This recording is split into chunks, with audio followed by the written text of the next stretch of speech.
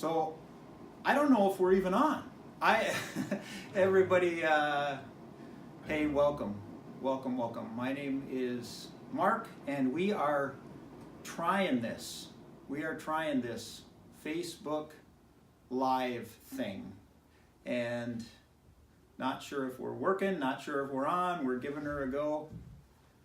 All right, sounds like we're on. So anyway, welcome everybody. My name is Mark. I am part of a new little forming group church called Hope City, and we are just excited about what is going on in the central hillside of Duluth. And today we are going to be talking about hearing from God. And I don't know if you've ever, hey Greg, I don't know if you've ever thought about hearing from God, or can I hear from God, or can he actually speak to me? But I know for most people, that's a huge deal. Like, hearing from God is something that I think we all desire. I got to tell you just a quick story. So I was 20 some years old.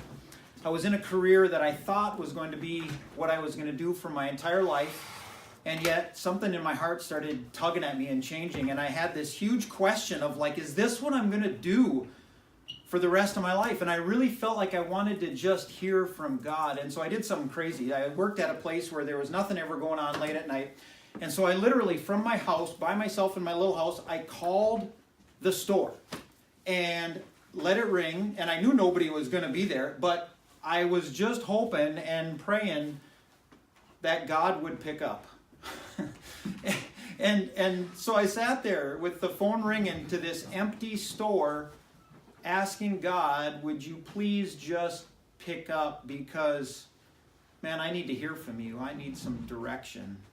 And, well, he never did. And I did hear from God, but it wasn't with these ears. And so anyway, we're going to talk about that today. I don't know where you're at in terms of hearing from God. I think it's something that we all desire at some level. Can we hear the voice of God in our lives? And so anyway, if you are joining us on Facebook, that's awesome. Welcome. We're glad that you are with us. Feel free to comment, ask a question. We're going to try to make this a little bit interactive. Again, we've never done this before, so this is literally our first rodeo. So give us some grace and all that. But if you have a question, or you have a comment, or you have something, we'll try to see if we can actually respond to those. We got some folks here, which is awesome. And again, maybe there's some people on Facebook. So anyway, I'm going to read this story because I think this is a story of Jesus and a couple of sisters, actually. And I've read this story a number of times personally, but I've never seen it from the angle of a way to literally hear from God every day. I believe this is something that can open up a line of communication every day. So let's just read this story, and then we'll dig into it. And again, as you have questions, feel free to jump in and ask those. So this is from the Bible, the Gospel of Luke, chapter 10.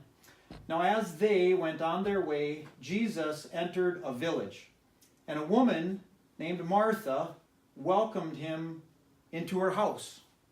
And she had a sister called Mary, who sat at the Lord's feet and listened to his teaching. But Martha was distracted with much serving, and she went up to him and said, Lord, do you not care that my sister has left me to serve alone? Tell her to help me. But the Lord answered her, Martha, Martha, you are anxious and troubled about many things, but one thing is necessary. Mary has chosen the good portion, which will not be taken away from her. So, obviously, this story is curious in a number of different ways. And as I was thinking about this, I'm like, first of all, they had an advantage over us in that Jesus walked around right with them, right? Jesus was there. So to listen to Jesus' teaching would have been easier, in my mind, for Mary or Martha. It would have been easier for them. But if you notice, even though Jesus was walking amongst them in their house, only one of the two made the choice to hear. Did you notice that? So even though Jesus was right there, one of the two sisters, and again, sisters are maybe kind of similar in some ways, maybe different. We'll talk about that. But even though Jesus walked right there and walked with them and was right in their home, only one of the two sat and listened. That's interesting to me. So to me, even though they had an advantage, only one of them chose that. And I want to look at that. I want to think about that in light of hearing from God. Okay, so first of all, Mary clearly was the one that sat and listened and experienced hearing from God, because we believe Jesus was the Word. John 1:1 tells us that in the beginning was the Word, and the Word was with God, and the Word was God. And so Jesus was God. And so Mary heard from God, and yet Martha, in a different way, seemed to be distracted by all that. So let's talk about Martha for just a couple of minutes. Martha had a lot of great qualities. Number one, she was very driven. That's a good thing, being driven. She was very active. She loved to serve. Another good thing, it says she owned her own home. So, I mean, that's what we get from this. She had welcomed into her house, so it seems as though Martha was a homeowner, probably rare for somebody like her back then. So she had a lot of really good things, and probably a really driven, working kind of a lady. Now, what do we see about Martha that was perhaps maybe a negative thing? Well, it says she was anxious and troubled about not just this, but Jesus said, right, you're anxious and troubled about many things. So Martha, and there's a lot of us who do that. We struggle with anxiety. We struggle with fear. We struggle with this internal turmoil. And many times it's not just about one thing, it's about many things. What else can we learn about Martha? Because I think this is going to set up something about Mary that I think is important related to, and again, remember, we're talking about hearing from God. Martha also didn't seem to have a problem speaking her mind. Like, do you know anybody like that? Like, they really don't seem to have a problem telling you what they think should happen or what you should do. I don't know if you have any friends like that. Maybe relatives like that. People in your life who have no problem seeming to express their opinion to you about what you should do that would perhaps help them. There's people like that. There's people who have no, I mean, she said, okay, I mean, she did not only go up to somebody, she went up to Jesus and said, Lord, don't you care that my sister has done this? Tell her to help me. So when I think about Martha, Martha was driven. She was a worker. She was successful. She was kind of anxious and stirred up. So she was maybe even a little hyperactive. She had no problem telling people what to do. Okay, so I thought about that. So her and Mary lived in the same house. So do you think, and if you've ever known anybody like Martha, how do you think Martha felt about Mary not working? Have you ever had siblings? Have you ever watched siblings when one of them is doing all the work? So we have 5 kids, right? And if one of those kids feels like they're doing any amount of work that is in excess of the other kids, it's just unfair. Why do I have to do all the work? And so let's think about this from now Mary's perspective. I'll bet you Martha was maybe a little kind of, she was driven, maybe a little overbearing, maybe she ran the house. And so the first thing Mary had to do to hear from God, think about this just for a moment. She had to decide, who's she going to fear the most? Didn't she? Who's she going to love the most?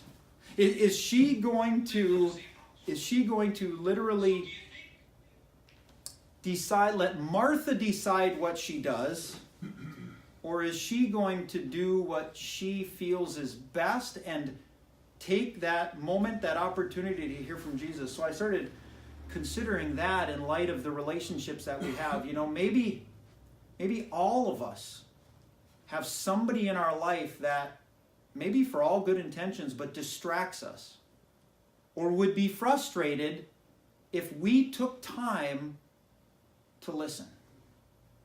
If we took time away from what they felt was a priority to sit and to listen to the Lord. You know, I think for Martha, she had to make a decision, and I think we see a pre-decision here that she was not going to let Martha rule her life. She probably loved Martha. She probably respected her. They probably had a close relationship. But she made a decision that Martha and Martha's opinions, Martha's thoughts, Martha's expectations, that was not going to rule Mary. Now, I've seen this in my own life.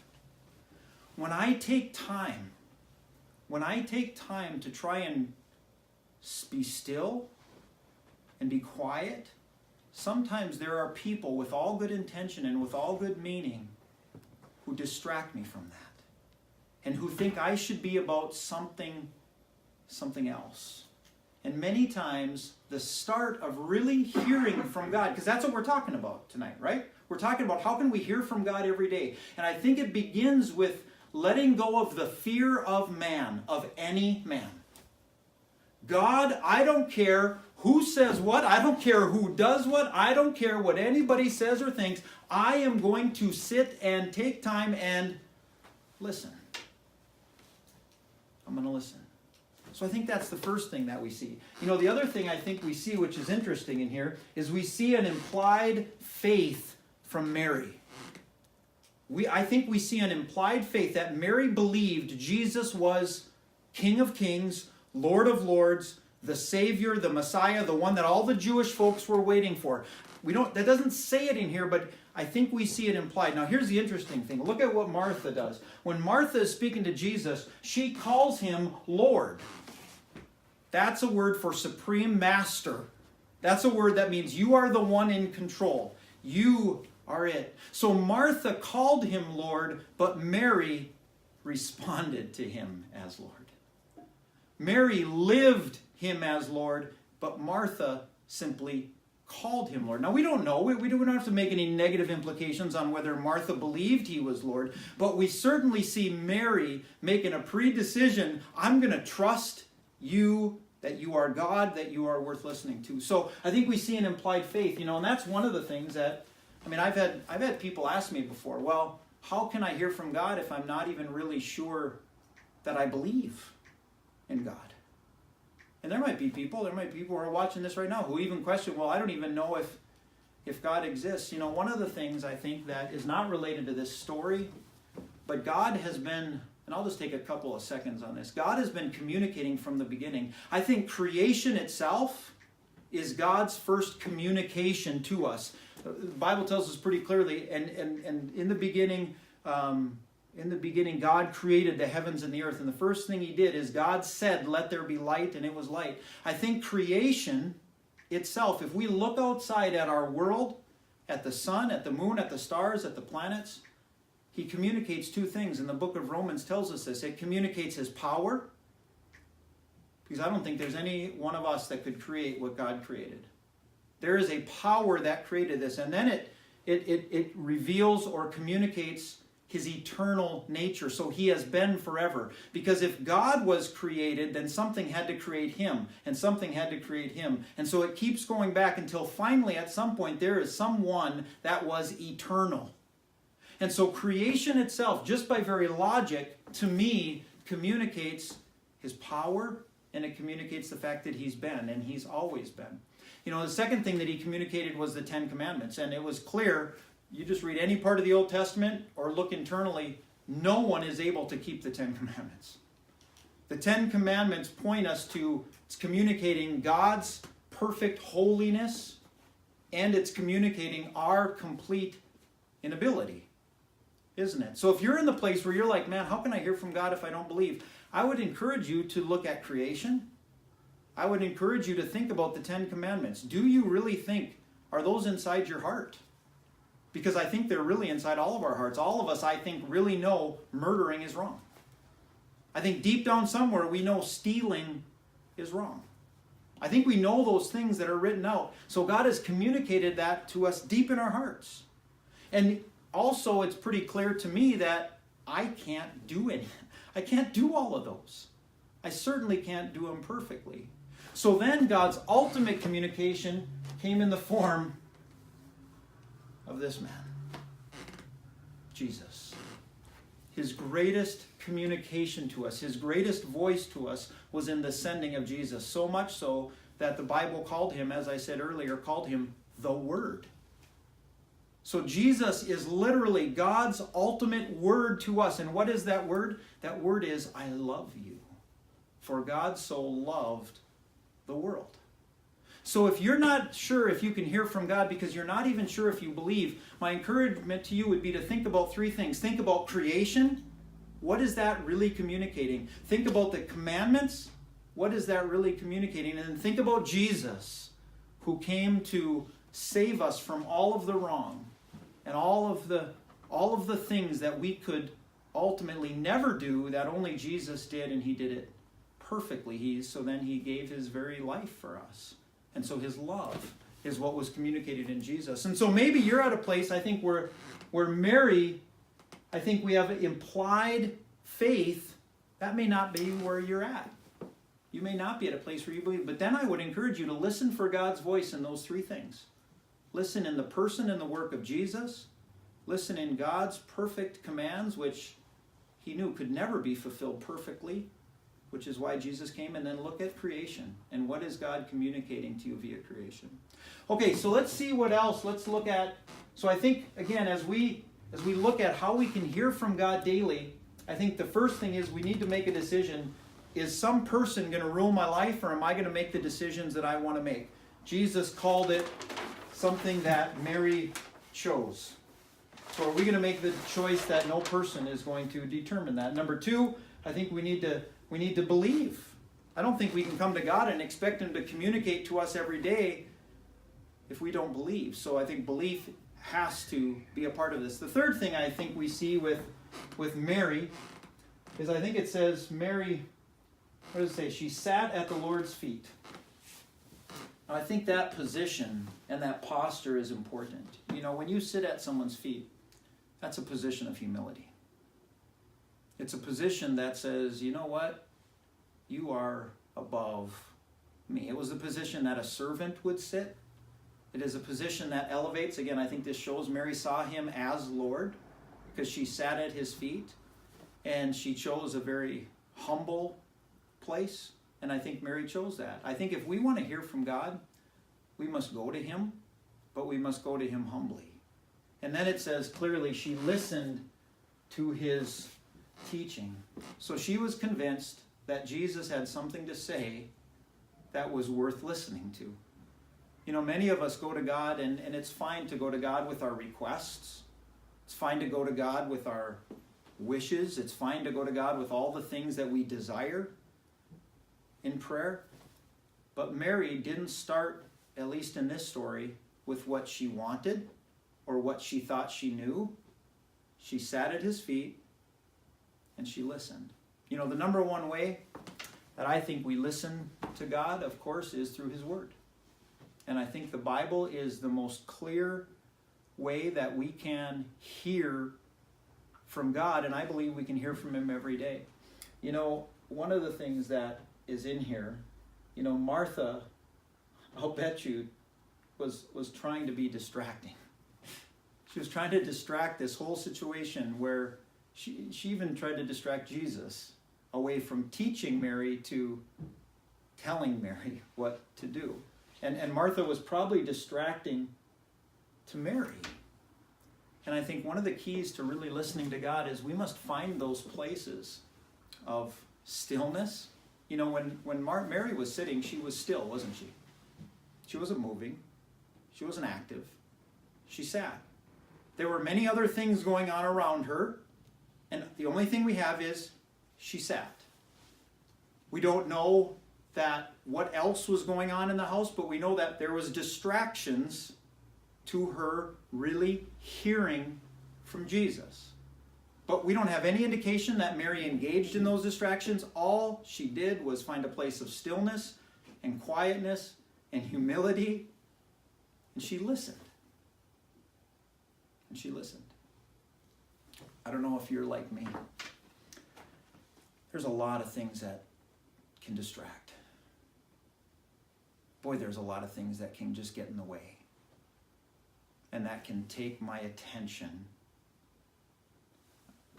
You know, the world, I've thought about this for a while. The world screams for our attention.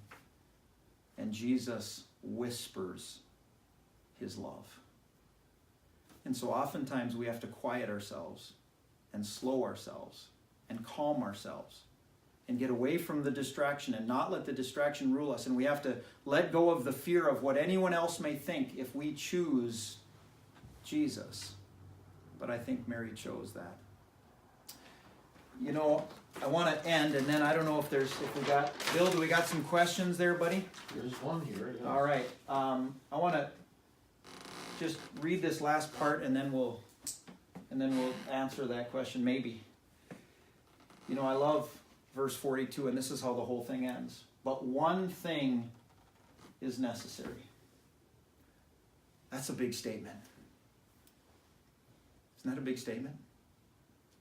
Mary chose to do something, and it says, she's chosen it. Mary chose to do something that so many people would say, that's a waste of time.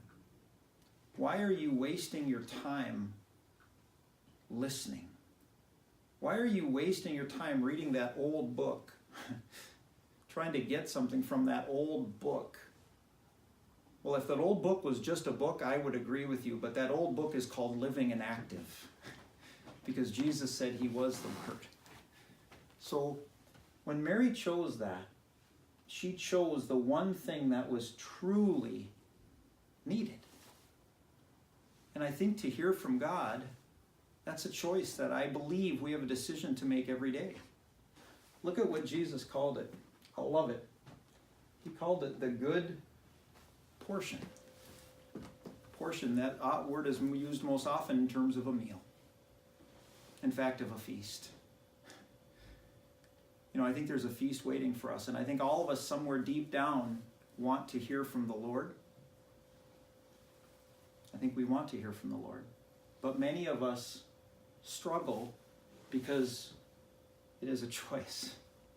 It's a choice that we make daily to separate ourselves and humble ourselves and quiet ourselves and let go of the fear of people and believe that he really does want to communicate to me. And then it says something beautiful. It will not be taken away from her. What Mary received in those moments was an eternal portion. It was a gift that would extend well beyond this life because it was relationship.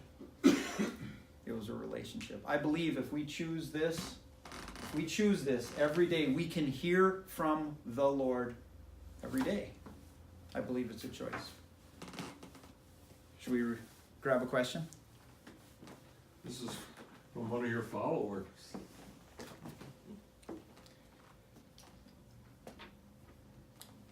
So we have a question to you.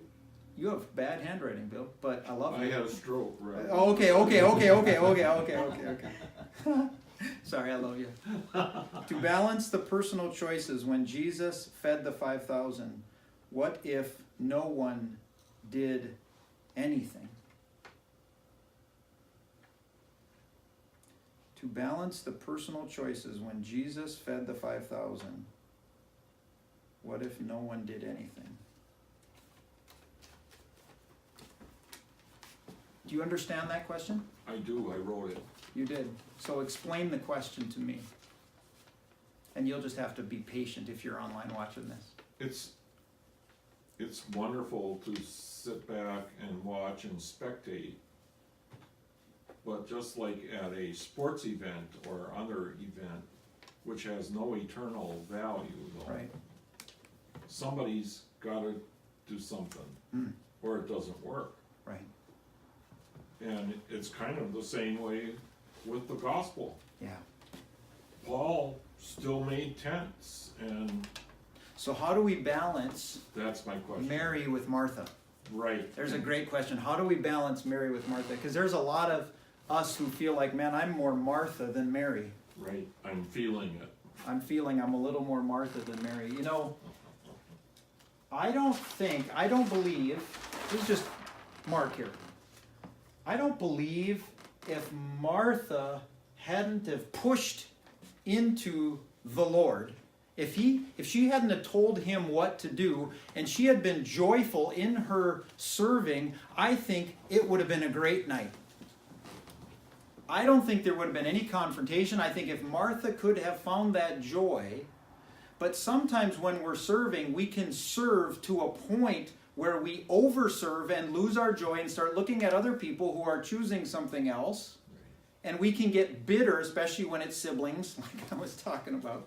I think we can lose this joy in service. And I've known many Marthas. I've known many beautiful Marthas. We need Marthas in the world. And what I have encouraged them with is, if you ever feel that joy in serving going away, then what I think you're doing is you're not sitting enough.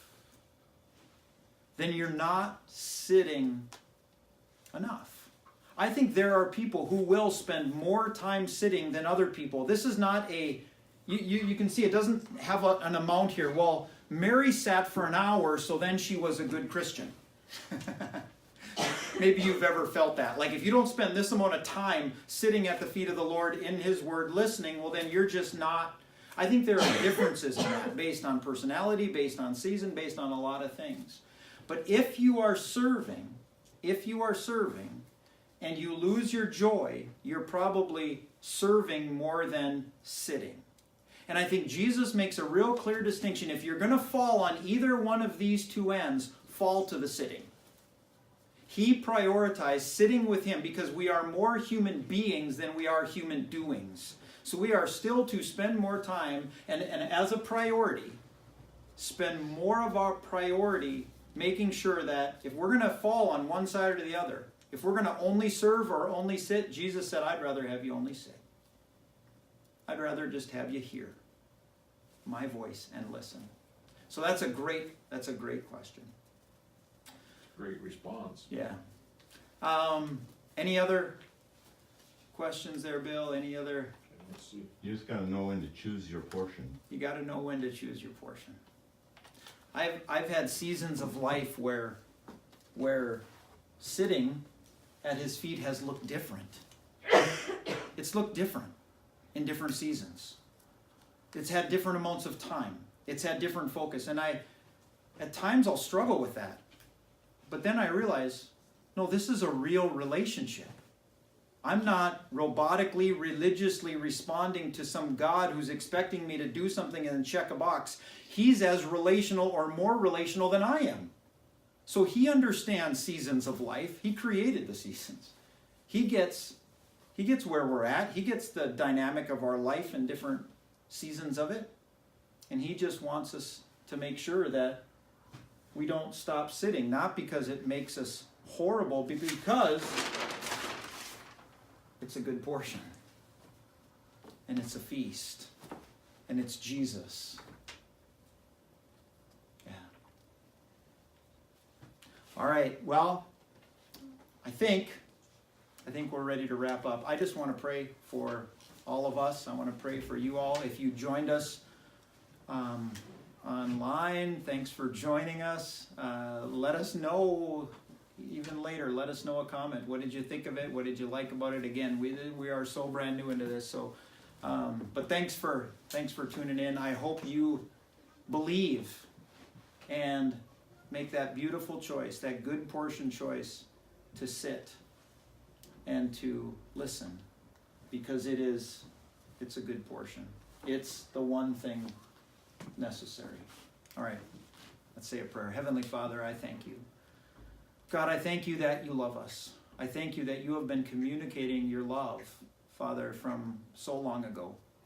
God, I pray that each of us would choose the one thing necessary.